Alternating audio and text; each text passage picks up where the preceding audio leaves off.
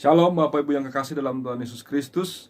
Selamat hari Minggu dan selamat hari Pentakosta.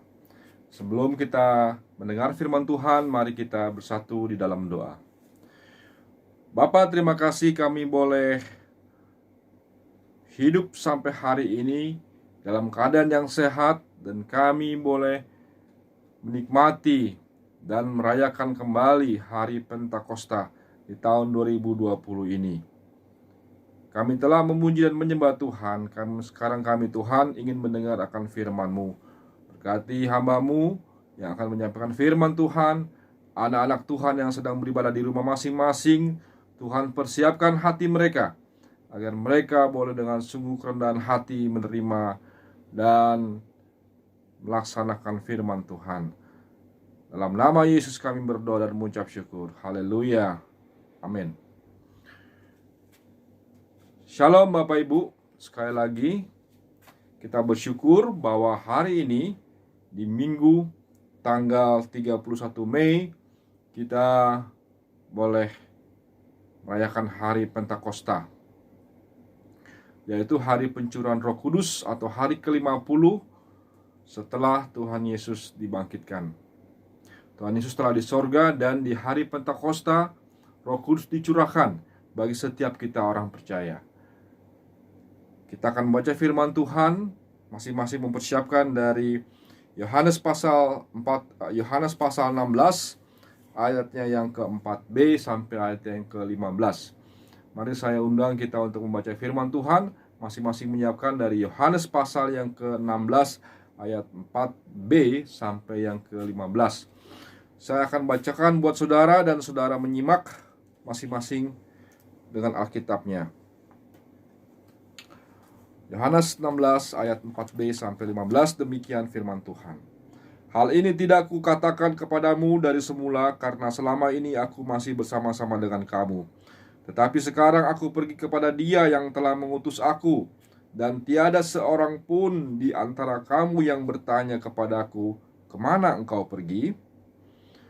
Tetapi karena aku mengatakan hal itu kepadamu, sebab itu hatimu berduka cita. Namun benar yang kukatakan ini kepadamu adalah lebih berguna bagi kamu jika aku pergi, sebab jikalau aku tidak pergi, tetapi jikalau aku pergi, aku akan mengutus Dia kepadamu. Dan kalau Ia datang, Ia akan menginsafkan dunia akan dosa, kebenaran, dan penghakiman. Akan dosa karena mereka tetap tidak percaya kepadaku, akan kebenaran karena aku pergi kepada Bapa dan kamu tidak melihat aku lagi, akan penghakiman karena penguasa dunia ini telah dihukum.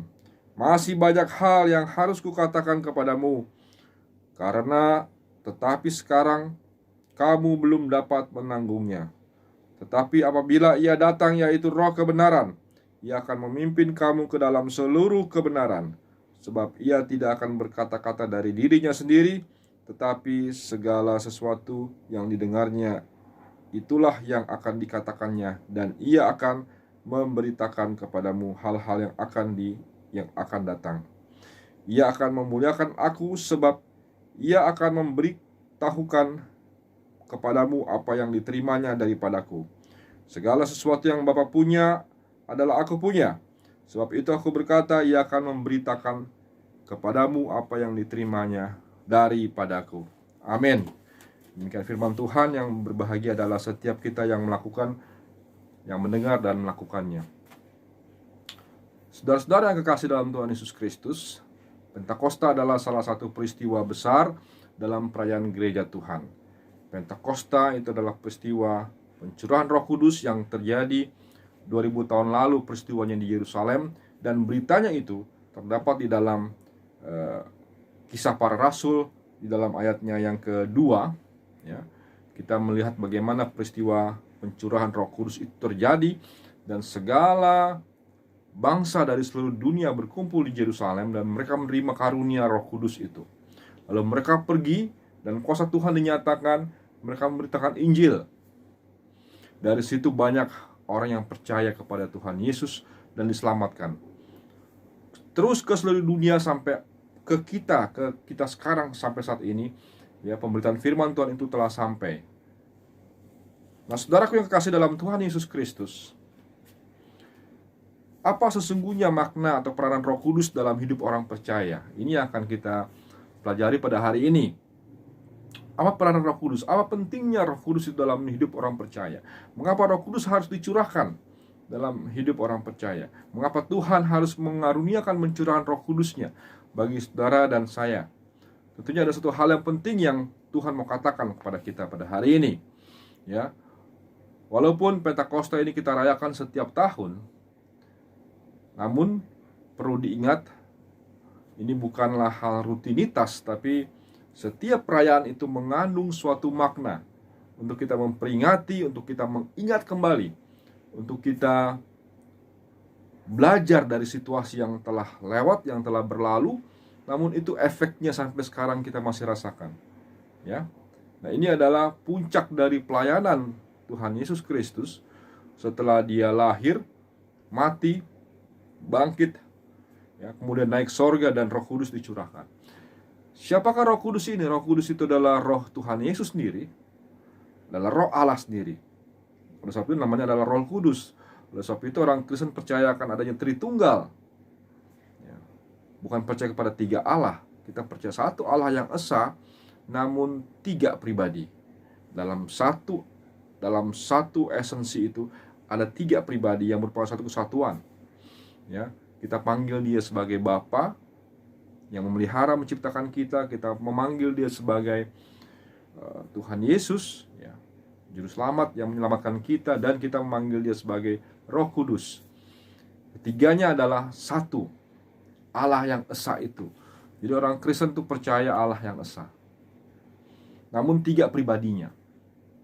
Mudah saudara, nggak usah pusing terlalu dipikirkan mengenai Tritunggal ini. Kalau ada orang di luar sana mengatakan orang Kristen percaya kepada tiga Allah, tiga Tuhan, itu salah sama sekali. Siapa itu Bapa? Yesus itu sendiri. Ya. Siapa itu Roh Kudus? Allah itu sendiri, Bapa itu sendiri, Yesus itu sendiri. Mengapa beda-beda namanya? Ya, karena perannya berbeda-beda. Ya, karena mereka memiliki pribadi yang berbeda-beda. Ya, pada saat Allah turun ke dunia menjadi manusia, namanya Tuhan Yesus, namanya Yesus, kita menyebutnya sebagai Yesus. Pada saat kemudian Tuhan Yesus naik ke sorga dan Roh Kudus dicurahkan, saudara, dipastikan bahwa Roh Kudus itu tinggal dalam setiap diri kita, hidup kita masing-masing orang percaya, dalam hidup saudara dan saya. Oleh sebab itu kita mau melihat ada minimal ada 5 hal di sini peranan Roh Kudus dalam hidup orang percaya. Dan ini penting sekali saudara, ya, sebab inilah yang menjadikan saudara dan saya unik, spesial, unik, berbeda dari umat lainnya, berbeda dari orang-orang lainnya. Saudara dan saya, kita menjadi pribadi-pribadi yang unik di mata Allah. Kita menjadi milik kesayangan, kepunyaan Allah. Ya, ini dari sini kita akan melihat, belajar nanti betapa unik, betapa luar biasanya, betapa kita tidak bersyukur sebagai orang percaya, ya, melihat karya Allah yang begitu besar yang dikaruniakan kepada saudara dan saya. Kita akan melihat di sini saudara, ya, minimal tadi saya katakan ada 5 hal, ya, peranan Roh Kudus dalam hidup orang percaya yang akan kita bahas pada hari ini. Yang pertama adalah di dalam ayat yang ke-7 dikatakan demikian. Saya bacakan bagi saudara. Namun benar yang kukatakan ini kepadamu adalah lebih berguna bagi kamu jika aku pergi. Sebab jikalau aku tidak pergi, penghibur itu tidak akan datang kepadamu. Tetapi jikalau aku pergi, aku akan mengutus Dia kepadamu. Saudaraku yang kasih dalam Tuhan Yesus Kristus, hal yang pertama kita pelajari di sini, peranan Roh Kudus dalam hidup orang percaya adalah sebagai penghibur. Dia menghibur, to comfort, menghibur. Ya, Roh Kudus disebut sebagai penghibur, comforter, banyak namanya, ya. Roh Kudus sebagai roh penghibur, penolong, dia sebagai penghibur. Dan ini adalah hak istimewa yang dimiliki hanya oleh orang percaya, oleh saudara dan saya. Di dalam hidup saudara dan saya, kita memiliki penghibur yang luar biasa. Ya, kalau manusia menghibur itu cuma basa-basi, saudara. Kalau manusia menghibur kita dalam kesusahan, kita dalam kesulitan, hanya sebatas mulut saja. Tapi penghibur yang luar biasa itu adalah Roh Kudus, yaitu Tuhan Yesus itu sendiri yang diam dalam hidup kita, yang diam dalam hati kita. Jadi dalam setiap orang percaya ada Roh Kudus yang bertugas menghibur, memberi kekuatan, memberi kemampuan, memberikan damai sejahtera itu. Oleh sebab itu, saudaraku yang kasih, orang Kristen sejati, sekali lagi saya pakai kata sejati, orang Kristen yang sesungguhnya pasti akan beda dari penampilannya, dari sikapnya menghadapi peristiwa, menghadapi segala sesuatu. Kalau orang Kristen dikumpulkan, satu orang Kristen dikumpulkan dengan orang-orang yang lain, ya, tanpa diberitahu, orang luar pasti akan segera bisa mengetahui, oh pasti yang ini nih orang Kristen, ya. Karena dari penampilannya, maksud saya bukan penampilan baju atau apanya ya, dari cara bertindaknya, dari mimik wajah mukanya, sinar mukanya dan wajah itu akan berbeda, saudara. Karena ada Roh Kudus dalam hidup saudara dan saya, ya, ada Roh Kudus yang menghibur. Mungkin hidup kita susah, mungkin hidup kita sengsara katakanlah, nggak hebat-hebat banget begitu ya. Namun karena ada Roh Kudus dalam hidup saudara dan saya, maka itu akan membuat kita terus merasakan sukacita, merasakan damai sejahtera. Wah, luar biasa. Itu bukan pekerjaan kita, saudara, bukan kehebatan kita. Kalau kita masih bisa mengatakan haleluya, puji Tuhan, kita masih bisa bernyanyi memuji Tuhan, masih bisa tertawa, tersenyum menghadapi segala peristiwa, itu sungguh-sungguh sukacita, bukan sukacita yang dibuat-buat ya. Sungguh-sungguh bahagia, bukan bahagia yang dibuat-buat, muncul dalam hati kita. Kita bisa melihat kemuliaan Tuhan di tengah segala macam persoalan. Kita dalam keadaan menderita, dalam keadaan yang sengsara mungkin, dalam keadaan mungkin yang pusing putus asa, tapi kita masih bisa mampu melihat kemuliaan Tuhan. Dan kita bisa mengatakan haleluya, puji Tuhan, sukacita. Nah saudara, ini bukan pekerjaan kita tadi saya katakan. Ini bukan kekuatan kita, tapi ini Roh Kudus yang memampukan saudara dan saya untuk mengatakan haleluya, puji Tuhan. Jadi saudaraku yang kekasih, dalam diri saudara dan saya, dalam diri setiap orang percaya, jangan main-main. Ada Roh Kudus, ada penghibur itu. Kita ini istimewa. Tidak dimiliki oleh orang lain, tapi hanya oleh anak-anak Tuhan, orang-orang Kristen sejati yang saya katakan, yang sungguh-sungguh percaya kepada Tuhan Yesus, yang mencintainya. Roh Kudus itu diam, aktif dalam hidup orang percaya, memberikan penghiburan. Menghibur itu bukan cuma dengan kata-kata, tapi sungguh-sungguh ketenangan hati, damai sejahtera yang kita rasakan dalam hidup kita. Lalu kita bisa mengatakan, loh kok saya bisa ya melalui ini semua ya? Loh kok ternyata seperti ini ya? Masalah mungkin kita bergumul dengan segala persoalan, tapi tiba-tiba pada akhir kita mengatakan, oh Tuhan, ternyata ini maksud Tuhan. Dan kita berpikir, loh kok bisa ya saya melewati ini semua? Nggak terasa ya? Kok kuat ya saya ya? Itu bukan saya yang kuat, bukan kita yang kuat saudara, tetapi Roh Kudus yang memampukan kita, sehingga kita bisa melewati itu semua. Puji Tuhan. Itu yang pertama. Yang kedua, Bapak Ibu Saudara, di dalam ayat yang ke-8 sampai yang ke-10 saya bacakan buat saudara. Dan kalau ia datang, yaitu Roh Kudus itu, ia akan menginsafkan dunia akan dosa, kebenaran dan penghakiman. Akan dosa karena mereka tetap tidak percaya kepadaku, akan kebenaran karena aku pergi kepada Bapa dan kamu tidak melihat aku lagi, dan akan penghakiman karena penguasa dunia ini telah dihukum. Saudaraku, yang kedua adalah peranan Roh Kudus itu menyampaikan kepada dunia, menginsafkan, ya, menginsafkan kepada dunia, memberi peluang pada setiap orang agar insaf, ya. Jadi menginsafkan dunia, menginsafkan orang berdosa akan dosa yang dilakukan, ya, akan kebenaran dan penghakiman. 3 hal Roh Kudus menginsafkan. Ya. Ini jelas saudara. Jadi kalau ada orang percaya, ada orang yang disebut Kristen, Tapi dalam hidupnya kelakuannya seumur hidup, dia melakukan dosa yang sama terus menerus. Tipu menipu, terus menipu, berbohong dalam hidupnya, menjadi hobi sampai mati, begitu ya. Mencuri, terus mencuri dalam hidupnya sampai mati. Melakukan perbuatan jahat, terus melakukan perbuatan jahat, bahkan tambah tua, tambah parah lagi. Nggak ada pertobatan, saudara, sampai matinya. Jangan-jangan tidak ada Roh Kudus dalam hidupnya, ya. Dipastikan sepertinya tidak ada Roh Kudus dalam hidupnya. Dan itu berarti bahwa dia belum menerima Tuhan Yesus dalam hidupnya, walaupun dia Kristen. Oleh sebab itu saya selalu katakan ada perbedaan antara Kristen sejati dan Kristen tidak sejati. Kristen hanya statusnya KTP. Ini ada perbedaan. Ada beberapa kelas. Jadi jangan kita berpikir bahwa kalau seorang itu Kristen itu pasti dia segala kelakuan tindakannya itu sama seperti Tuhan Yesus. Belum tentu, saudara. Ya.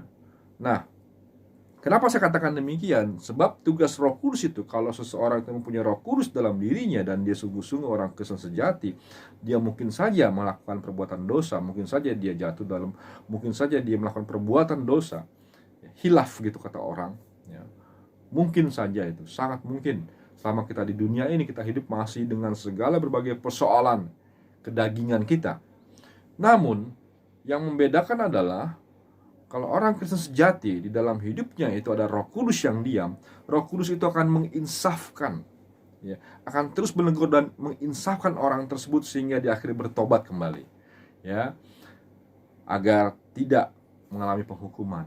Oleh sebab itu dibilang menginsafkan dunia, menginsafkan orang berdosa akan dosanya, ya, akan kebenaran akan firman Tuhan dan akan penghakiman.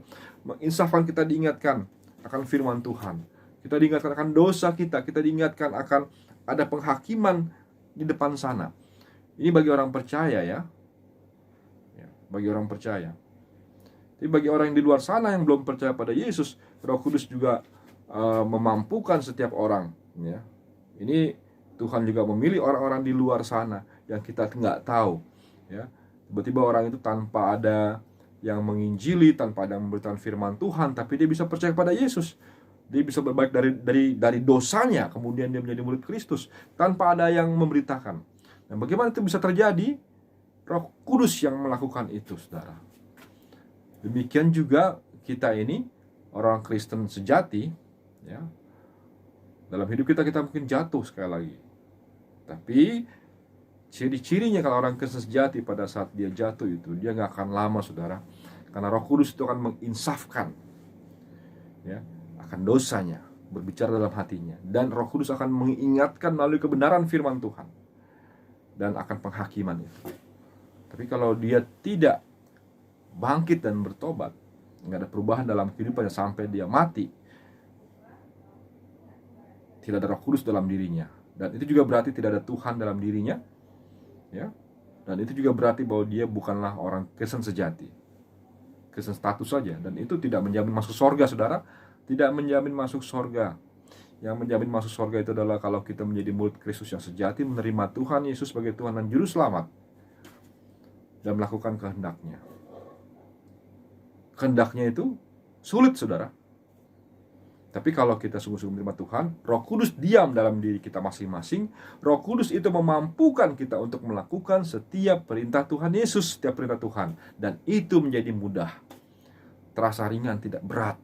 Ada damai sejahtera. Kok saya bisa melewati ya segala persoalan ini? Kok aku bisa ya? Sebetulnya itu Roh Kudus yang diam dalam hidup kita, yang memampukan kita untuk melakukan setiap perkara tersebut.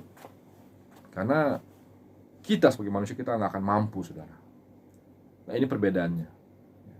Kalau orang di luar sana, dia melakukan segala sesuatu, berusaha melakukan perbuatan baik, berusaha melakukan melakukan hal-hal untuk mencapai kebaikan, tapi dengan usahanya, dengan kekuatan dirinya, dan itu dia nggak akan mampu, saudara. Banyak hal sulit sekali, ya. Yang ada stres. Nah, kemarin saya baru mengadakan seminar tentang stres, ya. Ada dari jemaat GKI Jonggol yang ikut, saudara Vina dan Ibu Christine, dan ada sekitar 40 orang dari GKI di luar juga yang ikut, dan orang-orang dari gereja luar. Nah, stres itu muncul karena Orang berusaha untuk melakukan segala sesuatunya dengan kekuatan dirinya sendiri, padahal dia terbatas. Stres itu. Tapi kalau kita tahu bahwa kita percaya bahwa ada kekuatan di luar kita, kita perlu pertolongan, kita perlu Tuhan, ya, Anda tinggal mengatakan, ya Aba, ya Bapa. Anda tinggal menyapa, Tuhan Yesus tolong. Langsung connect. Kenapa? Karena sudah diinstal dalam hati kita, dalam diri kita ada Roh Kudus itu. Orang di luar sana belum terinstall hatinya, Tuhan gak kenal mereka. Tapi kita, dalam hati kita ada Roh Kudus, sudah connect, saudara. Nah ini ya yang disebut dengan menginsafkan tadi. Yang kedua, yang ketiga, Bapak Ibu Saudara yang kekasih,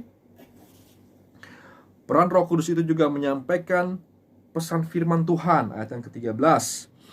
Tapi apabila Roh Kudus datang, yaitu Roh kebenaran, Ia akan memimpin kamu ke dalam seluruh kebenaran, sebab Ia tidak akan berkata-kata dari dirinya sendiri, tetapi segala sesuatu yang didengarnya itulah yang akan dikatakannya, dan Ia akan memberitakan kepadamu hal-hal yang akan datang.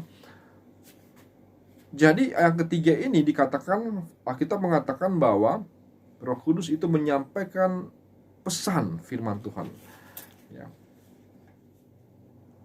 Kalau bahasa saya itu mengingatkan kita, ya, di dalam ayat yang ke-13 tadi, mengingatkan kita, ya, memimpin kita dalam kebenaran, supaya kita nggak tersesat dalam kehidupan ini. Apa itu kebenaran? Firman Tuhan. Saudara, sekali lagi saya mau ingatkan, hanya ada satu kebenaran yang mutlak di dunia ini, yaitu firman Tuhan, Alkitab ini. Tidak ada yang lain. Kalau seseorang di dalam dirinya ada Roh Kudus, tinggal dalam dirinya ada Roh Kudus, dia akan mencintai kebenaran. Dia akan haus oleh firman Tuhan. Dia akan selalu cinta untuk mau membaca firman Tuhan. Saudara, kita tinggal mengetes diri kita masing-masing, mengevaluasi diri kita masing-masing. Apakah hari lepas hari, semakin hari kita semakin mencintai firman Tuhan. Ada kerinduan, membaca firman Tuhan, mau dengar firman Tuhan. Ada kerinduan mau beribadah, mau bersekutu. Ada kerinduan, aku rindu mau memuji Tuhan. Kalau ada kerinduan, saudara, itu Roh Kudus berbicara dalam hidup saudara. Tapi kalau hari lepas hari itu nggak ngefek, nggak pengaruh membaca firman Tuhan, mau nggak, atau bahkan kalau kita mendengar firman Tuhan, begitu ya, melecehkan. Memuji Tuhan kita nggak mau bernyanyi, berat rasanya bernyanyi, ada mengganjal dalam hati kita. Ini saudara, kalau seperti itu bukan, ya, Roh Kudus nggak berkarya dalam hidup kita, nggak ada Roh Kudus itu. Karena dalam relung hati kita ini ada dua ruang, saudara, ya. Bisa Roh Kudus bisa masuk, maupun roh jahat bisa mempengaruhi kita. Kalau Roh Kudus kita nggak aktif, kita nggak aktifkan, ya, kita nggak pernah bersekutu dengan Dia, kita nggak pernah berdoa, mengandalkan diri hidup kita untuk dipimpin oleh Roh Kudus, maka ruang hati kita ini akan kosong, bisa masuk pikiran kita, mulai dari pengaruh-pengaruh iblis, ya, bisikan-bisikan yang jahat, orang-orang dunia, masuk ke dalam pikiran kita, turun ke dalam hati kita, lalu kita bertindak melakukan kejahatan. Hidup kita tidak dipimpin lagi oleh Roh Kudus, tapi oleh dunia ini, kejahatan ini, dan kita akan binasa akhirnya. Saudara, banyak ibu-ibu yang senang sekali nonton film, film-film telenovela, film-film sinetron di TV. Saya perhatikan di rumah itu, sinetron itu, ya, tentang rumah tangga, perceraian, KDRT, perselingkuhan, tentang hal-hal seperti itu, seputar itu. Ya, suami memukul istri, istri memukul suami, berantem dan seterusnya. Kemudian perceraian dan seterusnya. Hanya seputar itu, dan pikiran kita dimasuki oleh hal-hal setiap hari, hal-hal seperti itu. Perpecahan, ya, hal-hal tentang kebencian. Dan kalau dalam hati kita tidak seimbangkan, kita nggak berdoa, kita nggak isi juga dengan asupan firman Tuhan, maka hati kita akan terisi oleh hal-hal kebencian, dan tindakan kita akan seperti itu, pola pikir kita seperti itu. Saat ada orang melakukan kejahatan, saat ada orang melakukan suatu tindakan yang tidak menyenangkan kita, maka kita akan cenderung untuk memaki-maki, mencaci maki, membenci dia, dendam, bahkan membalasnya. Pengaruh dari film-film, pengaruh dari pikiran orang, pendapat orang. Kalau kita minta pendapat dari orang yang tidak seiman, bagaimana menurut kamu? Aku diperlakukan seperti ini, oh hajar aja dia. Akhirnya kita bertindak seperti itu. Kenapa kita melakukan seperti itu? Karena di dalam pikiran kita, otak kita itu hanya diasupi oleh hal-hal yang demikian, nggak seimbang, nggak ada firman Tuhan. Tapi kalau ada Roh Kudus dalam diri kita, Roh Kudus itu akan mengingatkan kita akan firman Tuhan. Hey, ada kasih. Hey, stop, jangan bertindak seperti itu. Ya, nah ini ciri orang Kristen sejati. Kalau selama dalam diri kita, dalam hidup kita, ya, Tuhan masih mau menegur, Tuhan masih mau mengingatkan. Selama dalam hidup kita, dalam diri kita, saat kita dalam pergumulan, masih ada teguran dalam relung hati kita. Kita masih diingatkan oleh kebenaran firman Tuhan, oleh khotbah-khotbah, ya, oleh nasihat-nasihat firman Tuhan. Maka Roh Kudus masih berbicara, masih ada dalam diri kita. Roh Kudus masih menegur kita. Jangan abaikan itu. Taati apa yang Roh Kudus perintahkan, ya. Nah, inilah hal yang ketiga. Dan yang keempat, memberitahukan hal-hal yang akan datang. Ayat yang 13, hal-hal yang masih tadi ayat yang ke-13, hal yang akan datang. Apa yang akan datang nanti, ya. Hal-hal yang mungkin kita nggak tahu. Kalau orang ada Roh Kudus dalam dirinya, Roh Kudus bertata dalam hidup seseorang, dia akan lebih peka, ya, mengetahui hal-hal yang akan datang tuh. Ya, artinya dia akan lebih peka melihat situasi, keadaan di tengah situasi seperti ini, ya. Lebih peka. Ini lebih peka, sensitif, bukan sensitif pada hal-hal yang lain, ya. Orang salah kaprah banyak sekarang, zaman sekarang ini orang banyak yang peka juga. Yang peka tapi bukan kepada apa yang Tuhan katakan dalam hatinya. Bukan peka terhadap membaca peristiwa zaman ini, tapi peka, dia terlalu sensitif dengan apa yang orang lain katakan terhadap dirinya. Orang lain sedang berbicara, berkumpul, tapi dia merasa sensitif, dia tersinggung, jangan-jangan ngomongin saya dan seterusnya. Buat kita jadi stres, mengisi pikiran kita dengan hal-hal yang nggak benar loh, ya, yang nggak baik. Tapi lebih peka, ya, karena Roh Kudus bertata dalam diri kita. Kita lebih peka dalam melihat zaman ini. Kita lebih peka dalam melihat situasi yang seperti ini, ya. Kita banyak berdoa dan Tuhan memberikan jawaban sehingga kita lebih peka. Dan yang terakhir, saudara, Roh Kudus juga perannya memuliakan nama Tuhan Yesus. Ayat 14-15, Ia akan memuliakan aku, ya, kata Tuhan Yesus. Roh Kudus itu akan memuliakan aku, sebab Ia akan memberitakan kepadamu apa yang diterimanya daripadaku. Segala sesuatu yang Bapa punya adalah aku punya. Sebab itu aku berkata, Ia akan memberitakan kepadamu apa yang diterimanya daripadaku. Roh Kudus itu memuliakan nama Tuhan Yesus, pastinya, saudara, ya. Kalau ada orang yang di luar sana atau siapapun juga yang mengutuk, ya, Tuhan Yesus, tidak ada Roh Kudus dalam dirinya. Nggak mungkin. Kalau orang dalam dirinya ada Roh Kudus, itu Roh Tuhan Yesus juga yang bertata dalam hati kita. Nggak mungkin dia akan mengutuk Tuhan Yesus, ya. Dia pasti akan memuliakan. Oleh sebab itu, kalau dalam diri kita ada Roh Kudus, kita lebih senang, kita ada kerinduan untuk terus memuliakan Tuhan Yesus, memuliakan Tuhan dalam hidup kita.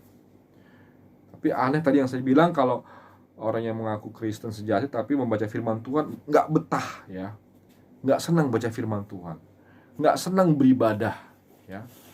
Kalau mau buru-buru selesai, nggak senang mendengar nasihat kalau ada teguran, saudara.